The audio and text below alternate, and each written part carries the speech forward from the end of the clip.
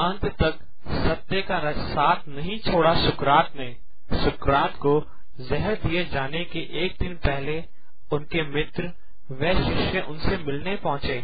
उनके शिष्य क्रेटो ने कहा कि हम आपको यहाँ से भगाने आए हैं, पर सुकरात किसी कीमत पर भी भागने को तैयार नहीं हुए। सुकरात को मृत्यु दंड दिया जाना था। उन्हें जहर दिए जाने के एक दिन पूर्व उनके कुछ मित्र व शिष्य उनसे मिलने जेल पहुँचे। उनके परम शिष्य क्रेटो ने उनसे कहा, गुरुवर, हमने आपको यहाँ से भाग निकालने का पूरा प्रबंध कर दिया है, आप तैयार हो जाइए। सुकरात हंसकर बोले, क्रेटो, आज तक मैंने तुम्हें सत्य का पाठ पढ़ाया है और आज तुम मेरे शिष्य होकर मुझे असत्य, भय और अनास्था का पाठ पढ़ा रहे हो। क्यों? क्रेटो ने समझाते हुए कहा, यह समय तर्क करने का नहीं है गुरुदेव, अभी प्रश्न सत्य असत्य का नहीं, प्राण रक्षा का है।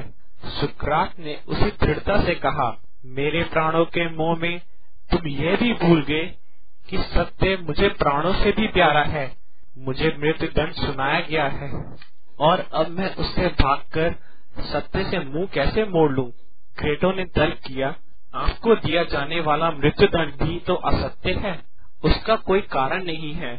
सुकरात ने भी वितर्क किया, तुम मृत्यु दंड देने वालों के असत्य को काटने के लिए मैं भी सत्य का मार्ग छोड़ दूं?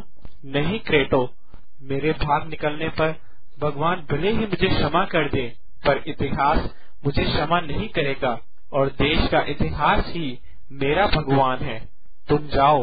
क्रेटो ने बहुत प्रयत्न किया, तर्क दिए, लेकिन सुकरात नहीं माने और अंत में बोले, क्रेटो, तुम पागल हो, मैं सत्य हूँ और सत्य कभी मर नहीं सकता। तुम मर जाओगे, लेकिन मैं कभी नहीं मरूंगा।